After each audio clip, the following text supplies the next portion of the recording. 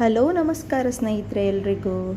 ನಮಗೆ ಕೂದಲು ಸಮಸ್ಯೆ ಅಥವಾ ಕೂದಲು ಉದುರುವ ಸಮಸ್ಯೆ ಜಾಸ್ತಿ ಇದ್ದರೆ ಈ ಕರಿಬೇವಿನ ಎಲೆಯನ್ನು ತಿನ್ನೋದ್ರಿಂದ, ಅದನ್ನು ಬಳಸೋದ್ರಿಂದ ನಮ್ಮ ಹೇರ್ ಫಾಲ್ಸ್ ಆಗಿರ್ಬೋದು ಅಥವಾ ಕೂದಲು ಉದುರುವ ಸಮಸ್ಯೆ ಆಗಿರ್ಬೋದು, ಡ್ಯಾಂಡ್ರಫ್ ಆಗಿರ್ಬೋದು, ಎಲ್ಲ ಸಮಸ್ಯೆಗಳಿಗೆ ಪರಿಹಾರ ಸಿಗ್ತದೆ.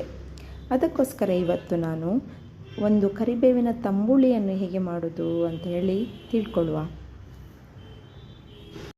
ಅದಕ್ಕೆ ಬೇಕಾಗಿರುವಂಥ ವಸ್ತುಗಳು: ಸ್ವಲ್ಪ ಕರಿಬೇವಿನ ಎಲೆ, 2 ಕಾಯಿಮೆಣಸು, ಹಸಿಮೆಣಸು, ಕಾಯಿಮೆಣಸು, ಚಂದ ಮಾಡಿ ಒರೆಸಿಕೊಂಡಿರುವಂತಹ ಕರಿಬೇವಿನ ಎಲೆಗಳನ್ನು ತಗೊಳ್ಳಿ.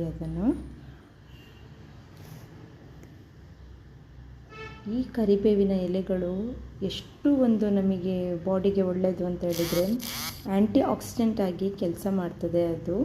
ಅದಲ್ಲದೆ ಎ, ಬಿ ಮತ್ತು ಸಿ ಹಾಗೂ ಇ ವಿಟಮಿನ್ಸ್ಗಳು ಕೂಡ ಇದೆ. ಸ್ವಲ್ಪ ಹುಣಸೆ ಹಣ್ಣು ತಗೊಳ್ಳಿ. ಅದಕ್ಕೆ ನೀವು ಮಜ್ಜಿಗೆಯನ್ನು ಬಳಸ್ಬೋದು. ಹುಳಿ ಮಜ್ಜಿಗೆ ಇದ್ದರೆ ಹುಣಸೆ ಹಣ್ಣು ಬೇಡ. ಸ್ವಲ್ಪ ಚಿಟಿಕೆ ಉಪ್ಪು ರುಚಿಗೆ, ಸ್ವಲ್ಪ ತೆಂಗಿನಕಾಯಿ ತುರಿ.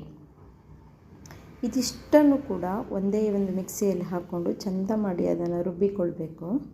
ತೆಂಗಿನಕಾಯಿ, ಹುಣಸೆಹಣ್ಣು, ಕಾಯಿಮೆಣಸು, ಉಪ್ಪು ಹಾಗೂ ಹುರಿದಂತಹ ಕರಿಬೇವಿನ ಎಲೆಗಳು.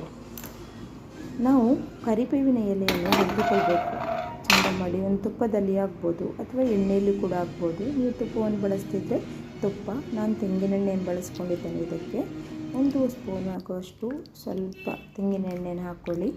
ಅದಕ್ಕೆ 1 ಮುಷ್ಟಿಯಷ್ಟು ಕರಿಬೇವಿನ ಎಲೆಗಳನ್ನು ಸ್ವಲ್ಪ ಅದರ ಹಸಿ ವಾಸನೆ ಹೋಗುವವರೆಗೆ ಚಂದ ಮಾಡಿ ಅದನ್ನು ಹುರಿದುಕೊಳ್ಬೇಕು.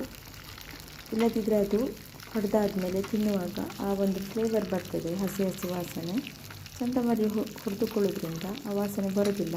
ಮತ್ತು ನೀವು ಚಟ್ನಿ ಮಾಡಿದರೆ ಅಥವಾ ತಂಬುಳಿ ಮಾಡಿದರೆ ಅದು ಕರಿಬೇವಿನ ಎಲೆಯ ಚಟ್ನಿ ಆಗಲಿ ತಂಬುಳಿ ಅಂತೇಳಿ ಗೊತ್ತೇ ಆಗೋದಿಲ್ಲ. ನೀವು ದೋಸೆಗೆ ಸಹ ಅದನ್ನು ಬಳಸ್ಕೊಳ್ಬೋದು, ಊಟಕ್ಕೆ ಕೂಡ ಬಳಸ್ಕೊಳ್ಬೋದು. ತುಂಬ ಚೆಂದ ಇರ್ತದೆ, ರುಚಿಯಾಗಿ ಕೂಡ ಇರ್ತದೆ. ಯಾಕಂದರೆ ನಾವು ಮಜ್ಜಿಗೆ ಹಾಕಿರ್ತೇವಲ್ವ ಅದಕ್ಕೋಸ್ಕರ. ಅದನ್ನು ಚೆಂದ ಮಾಡಿ ಹುರಿದುಕೊಂಡಾದ ನಂತರ ಸ್ವಲ್ಪ ತಣಿಲಿಕ್ಕೆ ಇಡುವ. ಅದನ್ನು ತಣಿಲಿಕ್ಕಿಟ್ಟ ಮೇಲೆ